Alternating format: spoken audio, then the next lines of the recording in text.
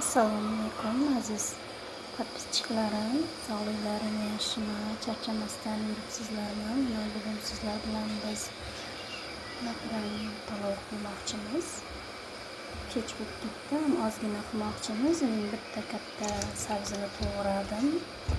Ta'bga ko'ra, sizlar xohishlaringizga ko'ra qancha to'g'rasangiz to'g'raysizlar azizlarim. Mana azizlarim, bir dona piyoz. Men sabzini mana shunaqa to'g'rab oldim. Mana azizlarim, qizib turgan qozonga yog' solamiz.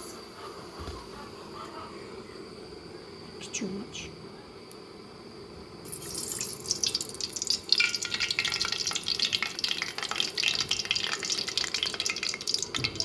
Yog'li bo'ladi.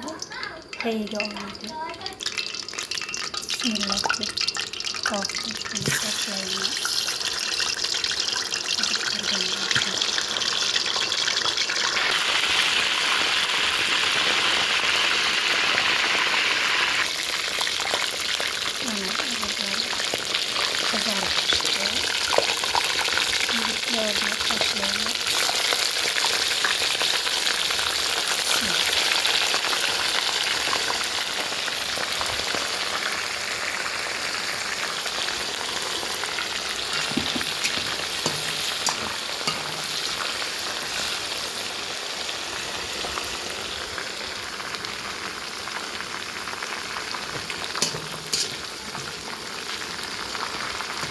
Buni oltin rangga kirguncha qovurib olamiz piyozni.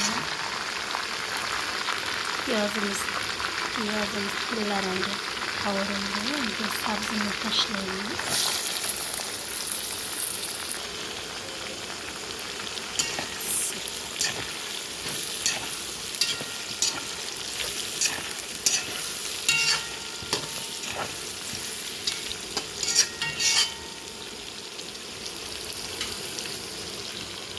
Ta'bga ko'ra tuz tashlaymiz.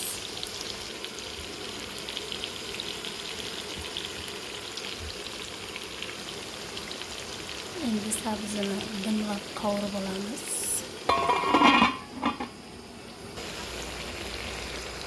Azizlarim, go'shtimiz qizarib pishdi. Sabzilarimizni chiroyli rangga kirib boshladi. Sabzimizdan pishibdi. Endi go'shtlarni tarelkachaga solib olamiz. Dimlashdan oldin ezilib ketmasligi uchun go'shtlarni alohida olib olamiz. Tovuq go'shtini. Go'shtlarni olib oldik. Endi men ikki xilda makarondan foydalandim. Sizlar ta'bga ko'ra qay biridan foydalansangiz ham qovurib olamiz.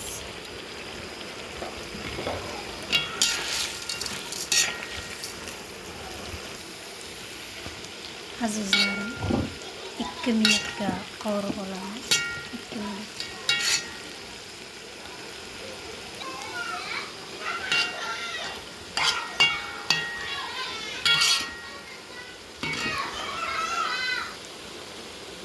Mana azizlar, qovurib oldik. Endi bunga qo'shamiz.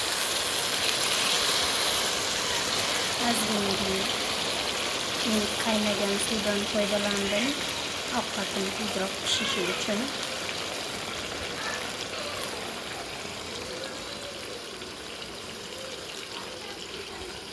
Ozgina cho'kib tursa bo'ldi suvlaringga.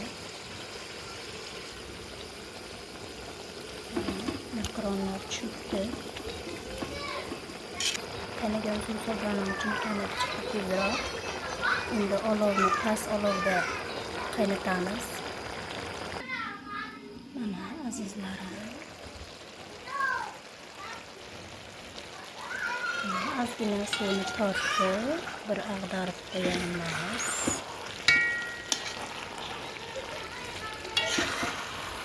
Tagiga olib ketmasligi uchun.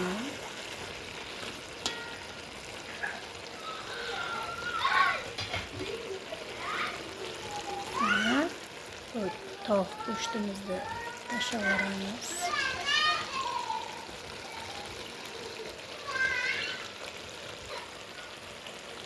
Tovuq go'shtimizni tashlab yubordik. Soldik ovqatimizga. Endi buni dimlab qo'yamiz. Judayam past olovda dimlaymiz. Mana azizlarim, ovqatimiz pishguncha men hozir bankadan foydalandim. Salatiga sizlar xohlagan salatlaringizni qo'shib yeyishlaringiz mumkin. Mana salatimiz, ovqatimiz tayyor bo'ldi. Yoqimli ishtaha.